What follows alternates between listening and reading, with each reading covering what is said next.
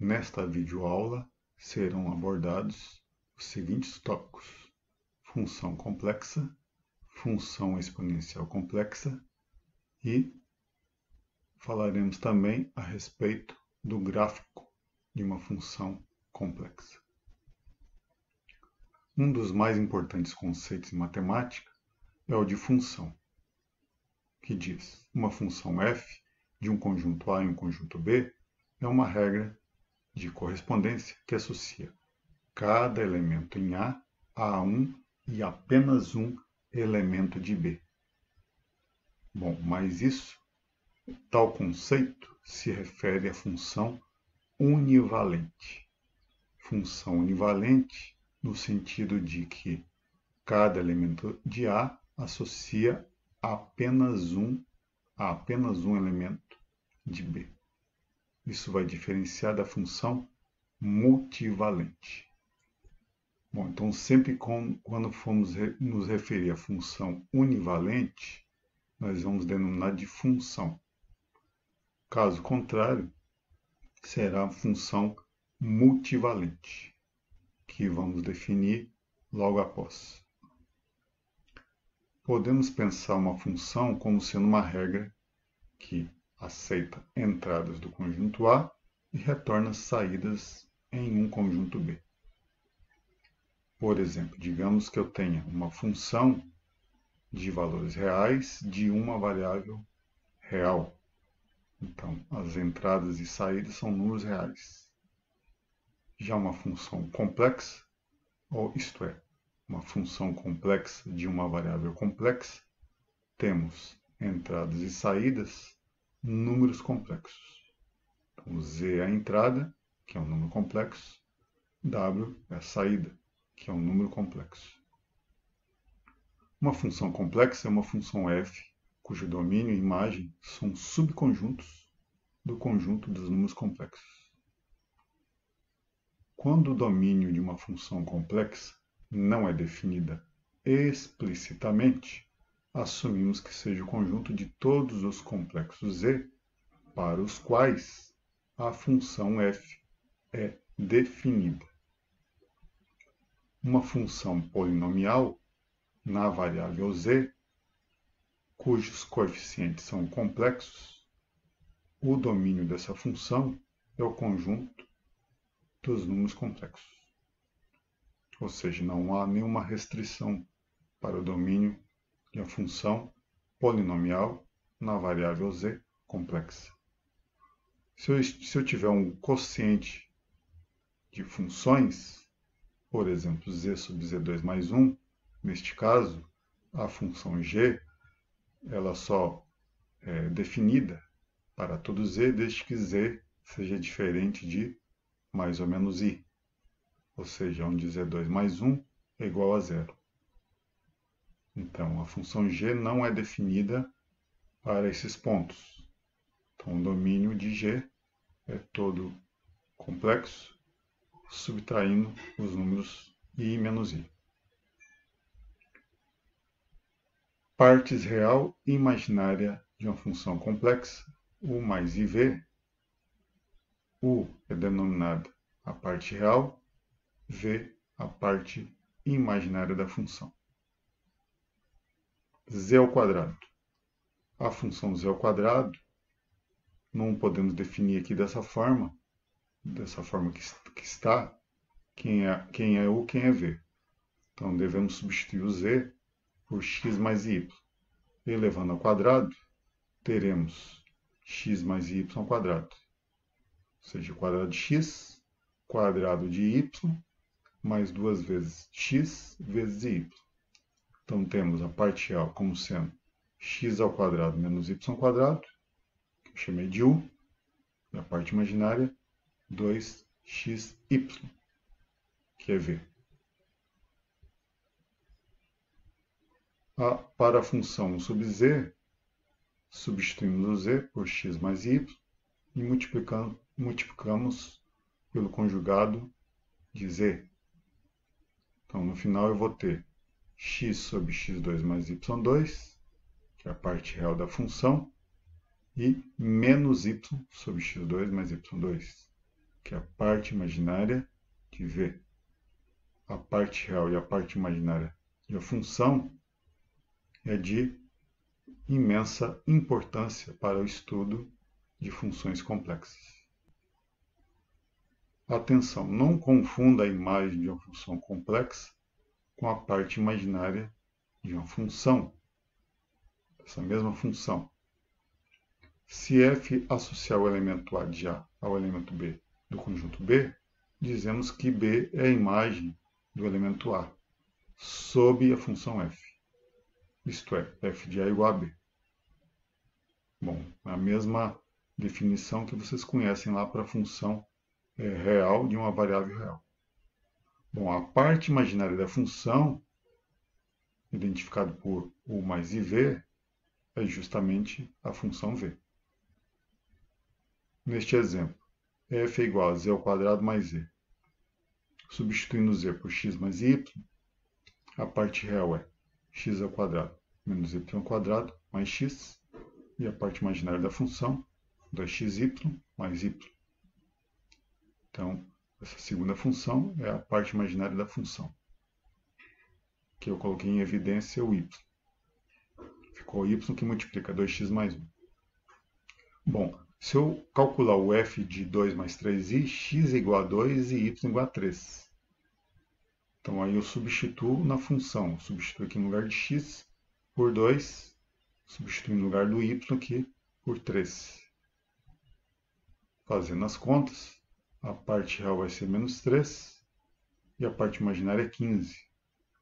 Então, a imagem de f neste ponto é menos 3 mais 15i. Imagem de f calculado no ponto. Agora, a parte imaginária da função é só o 15 aqui, é o que multiplica i. Bom, agora nós vamos ver a definição de função multivalente ou função de múltiplos valores. Então, para cada z do domínio da função, se ela é multivalente, a gente pode associar a mais de um número complexo. Diferente de função univalente, em que, para cada z do domínio, associamos um e somente um elemento. Então, por isso que ela é chamada de função de múltiplos valores. Por exemplo, a função raiz quarta de z, usando aquela fórmula da raiz quarta, né? Que é raiz quarta do módulo de z, cosseno de θ mais 2kπ sobre 4, mais i seno do mesmo ângulo. Então, aqui nós temos 4 valores, porque k varia de 0 até 3. Então, para cada z complexo não nulo, é associado por meio de f a 4 números complexos distintos. Outro exemplo de função multivalente, o argumento de z, né? Se a gente não estabelece se é na primeira volta, por exemplo, de 0 a 2π, o argumento, o ângulo, né? Então, a gente diz que o argumento de z não é único. Então, o argumento de z é o ângulo θ, ou seja, do vetor z em relação ao eixo polar, mais as voltas, representado por 2kπ, onde k é inteiro. Então, veja que o argumento de z tem uma infinidade de valores, né? Porque nós temos uma infinidade de valores para cá. Então, lembre-se bem dessa função argumento de z que a gente vai utilizar no estudo tanto de funções exponenciais, como no estudo de outras funções, por exemplo, como a função logarítmica. Então, a função exponencial complexa. Lembre-se que a gente estudou, né? A gente definiu que e elevado a y é cosseno de y mais i seno de y.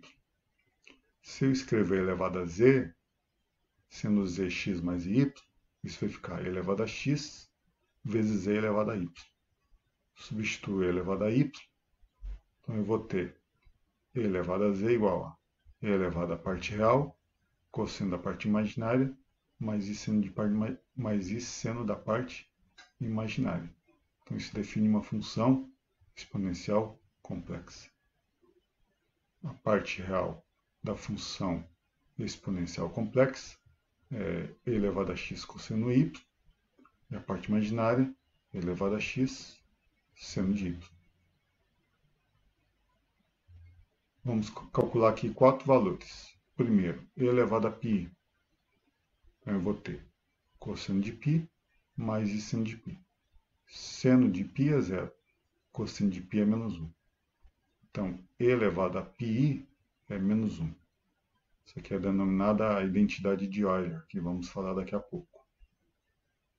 E elevado a π menos 1, ou e elevado a π mais 1 igual a 0.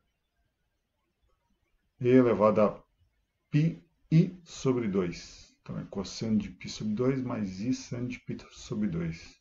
O cosseno aqui é 0, o seno aqui é 1, então o resultado é i. Então, veja que o primeiro aqui, o resultado é um número real, o segundo já é um imaginário puro, né? Identidade imaginária. E elevado a i é o quê? O cosseno de 1 mais i seno de 1. Então, veja que nesses exemplos aqui, naquela forma e elevado a z, né, eu tenho e elevado a parte real, cosseno e seno da parte imaginária, né, vezes i. Só que aqui nesses 3 primeiros exemplos eu só tenho a parte imaginária, aqui é π, aqui é π meios, aqui é 1. Neste outro exemplo, já tenho a parte real, então vai ficar e elevado a parte real, cosseno de π, mais i seno de π. Mas essa parte aqui já calculei que era menos 1, né? Então vai ficar menos e elevado a 2. Então, aquele primeiro resultado ali é chamado de identidade de Euler, considerada como uma das mais belas equações. Esta equação carrega aqui 4 constantes fundamentais, então, onde vou destacar aqui 3. Primeiro, o número de Euler, utilizado por Euler em 1727. A unidade imaginária, criada por Euler. E π, em 1737, utilizou esta notação. Além dessas outras duas, também destacado pela identidade de Euler, que é a identidade multiplicativa e a identidade aditiva. Então, veja que Euler influenciou bastante no estudo dos números complexos, tá? Utilizando essas 3 notações: o número de Euler, unidade imaginária e o número π. Função exponencial complexa, esta função ela é periódica. Por que ela é periódica? Porque o e elevado a y, nós temos aqui funções trigonométricas, então são funções periódicas. Ou seja, o cosseno de y é igual a cosseno de y mais as voltas. Ou seja, o cosseno de y é igual a cosseno de y mais 2kπ. O mesmo podemos dizer para o seno. Então, já que cosseno e seno são funções periódicas de período 2π, tá? A função exponencial complexa, e elevada a z, ela é também uma função periódica. Só que o período é 2π. Uma ferramenta útil no estudo de funções reais é o gráfico da função. Se x é real e y aqui é real, então par aqui xy vai formar um ponto, né? Então o conjunto desses pontos vai formar um gráfico no plano bidimensional. Bom, agora w igual a f de z, nós vamos ter uma entrada complexa, z, e uma saída complexa. Então, desta forma, nós vamos ter o conjunto de pontos z, f de z. Só que isso aí vai residir no espaço quadridimensional. Por quê? Porque z tem 2 dimensões, x e y. E a saída w tem 2 dimensões, U e V. Ou seja, o conjunto de pontos Z pode estar associado ao vetor XY e o W a U e V. Então, portanto, teremos o conjunto de pontos de coordenadas x, y, u e v. Ou seja, isso aqui vai residir no R4. Então, portanto, não é possível representar o gráfico dessa função, pois estamos no espaço quadridimensional.